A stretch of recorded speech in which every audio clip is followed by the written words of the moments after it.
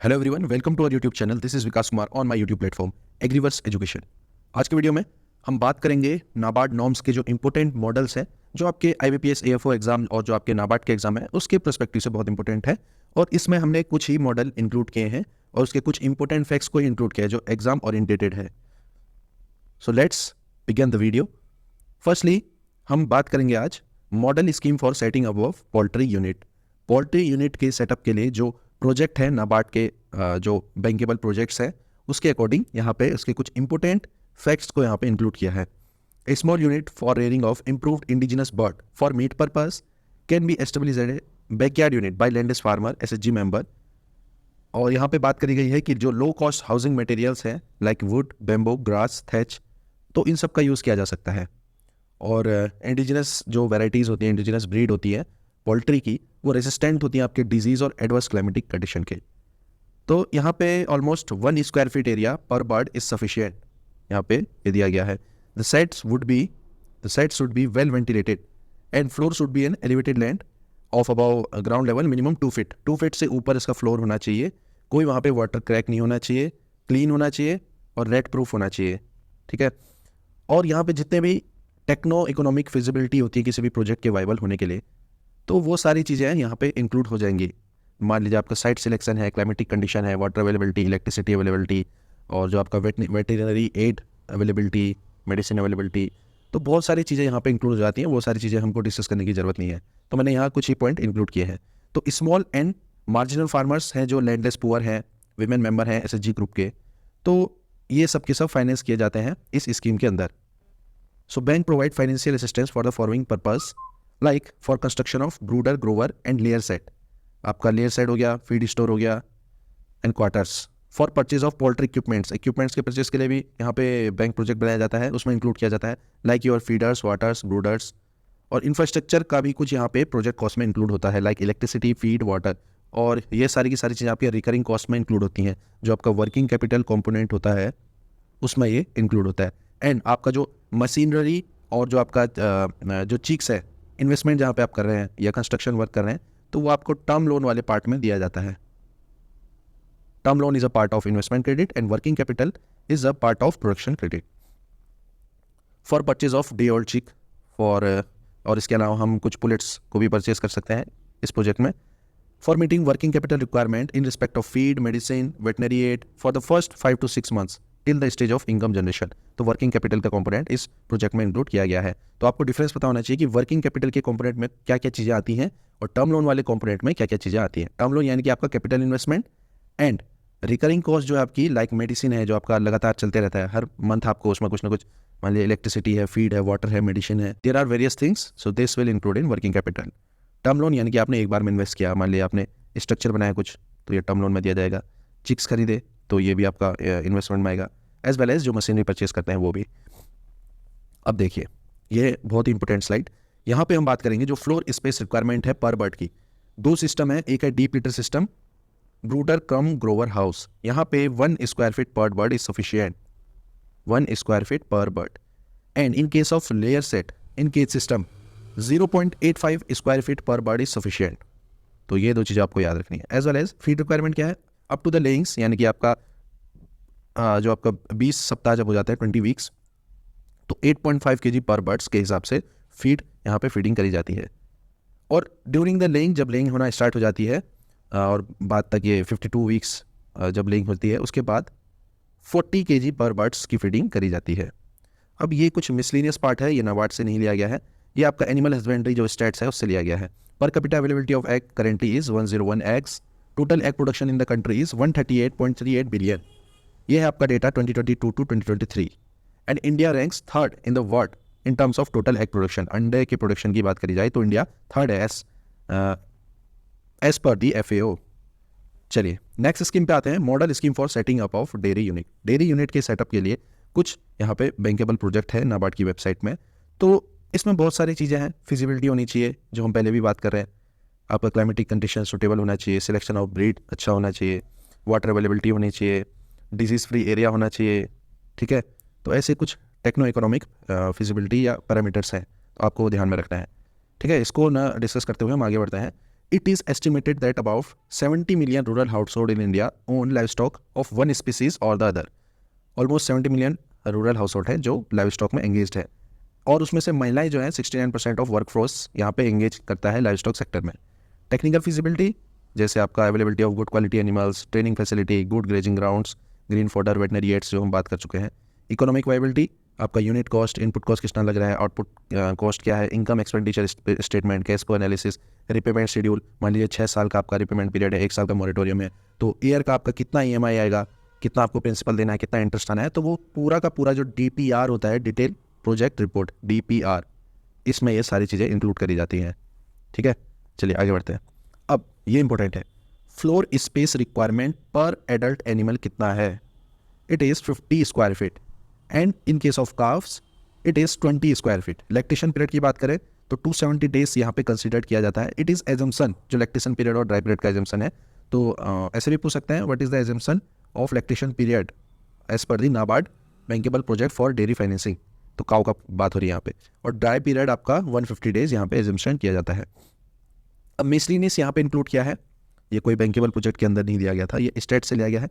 Total milk production country का कितना है? 230.58 मिलियन टन्स, एंड इंडिया जो है वो नंबर वन है मिल्क प्रोडक्शन में, और नंबर 1 स्टेट है आपका यूपी।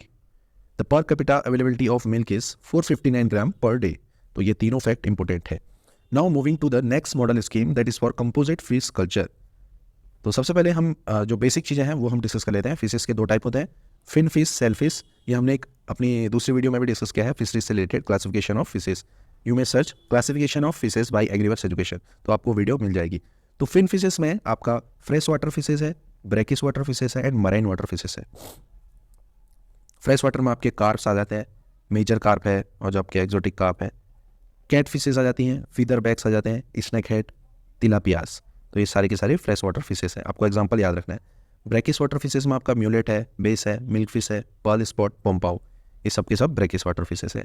नाउ थर्ड क्लास जो है फिन फिशेस की, मराइन फिशेस। इसमें भी 2 कैटेगरी है, एक है पेलाजिक, एक है डिमर्सल। अब सेल फिशेस में एक तो फिन फिश हो गया जिनके फिन्स होते हैं, सेल फिश जिसमें सेल होते हैं, फिन नहीं होते। तो इसके भी 2 टाइप हैं, क्रस्टेशियन एंड मोलस्कस। तो क्रस्टेशियन में आपके क्रैब, श्रिम्प, लॉबस्टर, ये 3 चीज़ें हो गई। मोलस्क में आपका हो गया बाइवाल्स, यूनिवाल्स एंड सिफेलोपोड्स। तो इसके कुछ एग्जांपल्स हैं, बाइवाल्स के कुछ अलग एग्जांपल हैं, यूनिवाल्स के अलग एग्जांपल हैं। अब जो 3 मेजर क्लास है फिन फिशेस की, fresh water fishes, brackish water fishes, marine water fishes, example हमने डिस्कस कर लिए हैं। और मराइन वाटर में आपका मैंने बताया था कि एक है पेलाजिक, जो like your sardines, anchovies, ribbon fish, तो ये मराइन वाटर है, mackerel, tuna. Mid water fishes like your Bombay duck, cobia, silver bellies, horse mackerel. Mackerel important है, मैकरेल याद रखिएगा। बॉटम वाटर फिश जिसको डिमर्सल कहा जाता है, जो बॉटम में फीड करती है। एग्जाम्पल हैं catfish and pomfrets, flat fish, eels. तो ये कुछ एग्जाम्पल है, घबराइएगा नहीं, आप इसका स्क्रीनशॉट भी ले सकते हैं। अब यहाँ पे बात करी गई है लाइमिंग के बारे में, कि लाइमिंग क्यों इंपॉर्टेंट है आपके कंपोजिट फिश कल्चर में। तो लाइम का यूज़ क्यों किया जाता है? To bring the pH to a desired level. pH का बहुत मैटर करता है, पानी का pH प्लस जो आपका टेम्परेचर है बहुत ज़्यादा मैटर करता है। लाइम क्या करता है? pH को इंक्रीज करता है and act as a buffer and avoid fluctuation of pH and it increase the resistance of soil to parasites. Its toxic effect kill the parasite and its hastens the organic decomposition. तो ये कुछ उसके फायदे हैं।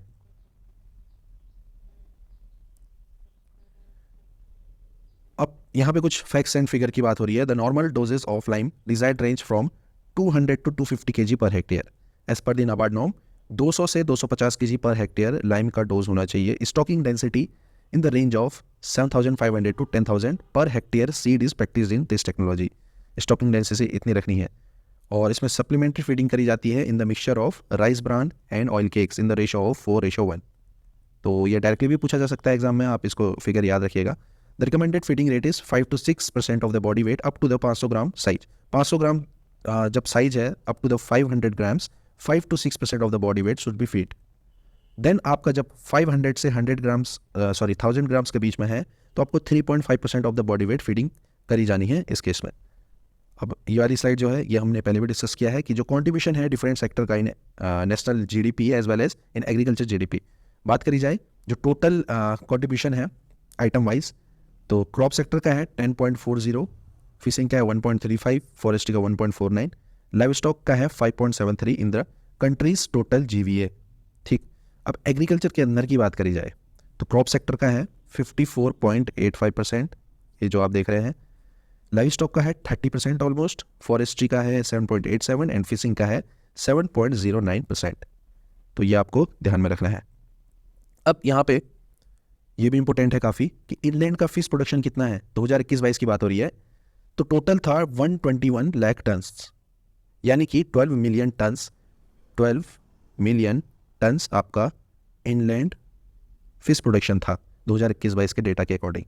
और top state कौन सा है? Andhra Pradesh. Andhra Pradesh is the first, followed by West Bengal. तो इनलैंड का जो हाईएस्ट प्रोडक्शन किया जाता है वो आंध्र प्रदेश के द्वारा किया जाता है। ये तो हमने इनलैंड की बात करी। अब मराइन फिश प्रोडक्शन की बात करी जाए तो कितना था आपका? 4 मिलियन टन्स या 41 लाख टन्स यहाँ पे मराइन का फिश प्रोडक्शन था। और अभी तो स्कीम भी चली है प्रधानमंत्री मत्स्य संपदा योजना, इसमें टारगेट रखा गया है कितना? 2024-25 में कितना हो जाना चाहिए? 22 million tonne total fish production. तो इसको भी आपको याद रखना है। अब तो यहाँ पे हम बात कर रहे थे मराइन फिश प्रोडक्शन की। तो नंबर 1 स्टेट कौन सा है? ये आपको साफ साफ दिख रहा है, गुजरात। सेकंड स्टेट कौन सा है? केरला। थर्ड आपका है तमिलनाडु। फोर्थ है आपका आंध्र प्रदेश। आपको फर्स्ट याद रखना है कि Gujarat is the first in marine fish production and Andhra Pradesh is first in inland fish production. चलिए मूविंग टू नेक्स्ट स्लाइड। अगला मॉडल है setting up of rural godown. Rural godown की बात हो रही है तो एक ही स्लाइड है, इसी को आपको याद रखिएगा कि स्मॉल साइज गोडाउन की कैपेसिटी आपकी 50, 100, 200 एंड 250 मिलियन टन्स की जो कैपेसिटी है, इसका अलग से आपका प्रोजेक्ट बनेगा। मीडियम साइज गोडाउन लाइक आपका 500, 1000 and 2000 million turns. Large size godown के अंदर कैपेसिटी होगी 2000 मिलियन टन्स। तो ये कैटेगरी आपको याद रखनी है। हाइट कितनी होनी चाहिए गोडाउन की? रोड फेट गोडाउन की 5.6 मीटर और stake size should be 9.15 metre by 6.1 by 4.57 metre. तो ये फिगर आपको याद रखना है। अगला है model scheme on onion storage structure. Onion की बात हो रही है तो जो ऑनियन बल्ब्स होते हैं इनको यूजुअली स्टोर किया जाता है May to November for a period of 4 to 6 months and almost 50 to 90% storage loss are recorded depending upon the genotype and storage condition. तो 50 to 90% वेरी करता है ये। तो टोटल स्टोरेज लॉसेस कितना है? फिजियोलॉजिकल लॉस इन वेट आपका एक है, मॉइस्चर लॉस एंड सिंकेज जो कंप्राइज करता है 30 to 40%, रोटिंग की वजह से 20 to 30% एंड स्प्राउटिंग आपका वेरी करता है 20 to 40%। तो जो ये आपका फिजियोलॉजिकल लॉस इन वेट है इसको मिनिमाइज किया जा सकता है। एक तो है आपका harvesting at the right time, proper curing जो करी जानी है ऑनियन बल्ब्स की वो, और उसका स्टोरेज किया जाना है temperature, suitable temperature and humidity condition में। तो ऐसा करके हम उसका जो लॉस है उसको कम कर सकते हैं। तो कितना होना चाहिए? RH होना चाहिए 65 to 70% आपका स्टोरेज के time, temperature 25 to 30 degree centigrade. Onion storage structure का जो ओरिएंटेशन है नॉर्थ टू साउथ डायरेक्शन में होना चाहिए and length facing the east west direction. ठीक, the storage of onion will be the on raised perforated platform of 0.60 metre height. तो ventilation proper होना चाहिए, रेज्ड परफोरेटेड प्लेटफॉर्म होना चाहिए जिसमें हम स्टोरेज कर रहे हैं। और यहाँ पे एक फिगर भी दिया गया है कि अगर हम 25 मिलियन टन्स का स्टोरेज कर रहे हैं तो अनियन स्टोरेज का जो वो रहेगा साइज 4.5 by 6 मीटर। चलिए अगला है model scheme on solar photovoltaic pumping system. तो यहाँ पे different types and different models है। पहला है आपका 1.5 HP का, दूसरा है 2 HP का, third one is 3 HP, fourth one is 4 HP। तो ये आपको याद रखना है मॉडल 1, 2, 3, 4। तो उसका कॉस्ट है और यहाँ पे सब्सिडी इंक्लूड कर रखी है। तो आपको बेसिकली क्या याद रखना है यहाँ पर को कि मिनिमम 40% सब्सिडी यहाँ पे रहेगी। ठीक है, और मिनिमम कितना होना चाहिए सेल ऑफ वाटर और एकड़ कितना होना चाहिए? तो यहाँ पे 3 टाइप के स्ट्रक्चर हैं। एक है dug well with SPV, benefiting area should be minimum 1 hectare. Bore well with SPV 1.6 hectare. Shallow tube well with SPV 2 hectare. इतना कमांड एरिया होना चाहिए इन सिस्टम का। ठीक है, अब है model scheme on sip farming. Sip farming के केस में यहाँ पे स्पेस रिक्वायरमेंट मैंने इंक्लूड किया है, बाकी चीज़ें तो इंक्लूड नहीं कर रखी हैं। बाकी चीज़ें आप लोगों को पता ही होगा कि सिप की रियरिंग कैसे करी जाती है, क्या क्या इंपॉर्टेंट टर्म्स हैं उससे रिलेटेड। और जो बाकी चीज़ें हैं वो तो डिस्कस करने की ज़रूरत नहीं है क्योंकि प्रोजेक्ट जो है वो चेंज होते रहता है। 100 का भी बना सकते हैं या 50+ मतलब 100+10 ऐसे करके बहुत सारे प्रोजेक्ट्स होते हैं। तो यहाँ पे टाइप ऑफ एनिमल रैम, इसके लिए फ्लोर स्पेस रिक्वायरमेंट है 20 स्क्वायर फीट। ईव के लिए आपका 10 स्क्वायर फीट, किट के लिए है 4 स्क्वायर फीट। तो ये स्पेस रिक्वायरमेंट है। अब लास्ट हम बात करेंगे गोट फार्मिंग की, गोट रियरिंग की।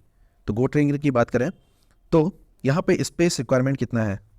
स्पेस रिक्वायरमेंट आपको ज़्यादा याद करने की ज़रूरत नहीं है, मैं बता देता हूँ। एडल्ट एनिमल जो है, एडल्ट एनिमल के केस में 1.5 स्क्वायर मीटर एंड आपका 3 स्क्वायर मीटर, ये है आपका कवर्ड एरिया, कवर्ड स्पेस, और ये है ओपन स्पेस।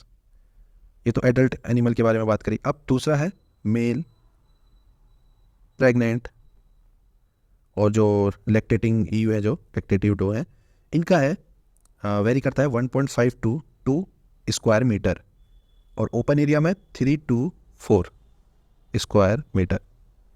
तो ये है आपका space requirement.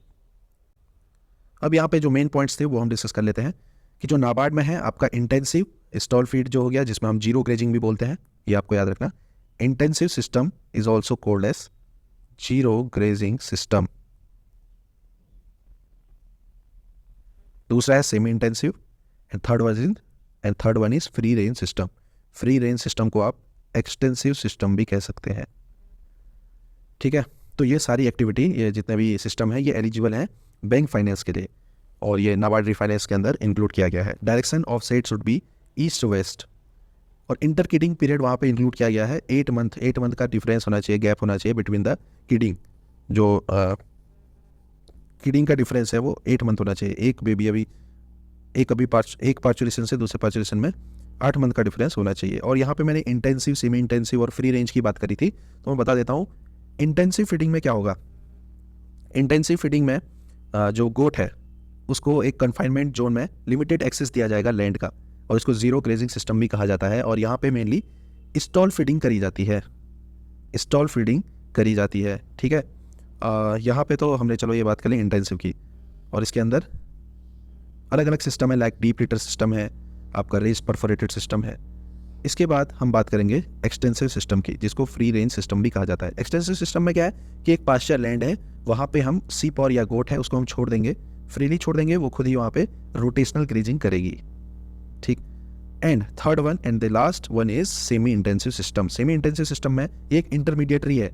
Semi intensive system में क्या है कि आपको स्टॉल फीडिंग भी दी जाएगी, स्टॉल फीडिंग, ठीक है।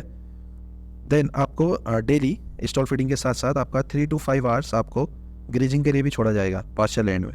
तो यहाँ पे दोनों चीज़ें करी जा रही हैं, स्टॉल फीडिंग भी कराई जा रही है, ग्रेजिंग भी कराई जा रही है, तो सेमी इंटेंसिव है। एक्सटेंसिव सिस्टम जो हमने बोला फ्री रेंज सिस्टम, ये अनकंट्रोल्ड सिस्टम है। इंटेंसिव वाला जो है ये कंट्रोल सिस्टम ऑफ फीडिंग है। तो ये तीनों चीज़ आपको याद रखनी है। तो दोस्तों ये था, हमने इसमें डिफरेंट मॉडल को डिस्कस किया जो मुझे लगता था कि हाँ एग्जाम की पर्सपेक्टिव से इंपॉर्टेंट है, और आई होप ये वीडियो आपके लिए ज़रूर हेल्प होगी आपके अपकमिंग एग्जाम्स में। तो दोस्तों आज के लिए बस इतना ही, मिलता हूँ आपसे next time. Till then tata, bye bye and take care.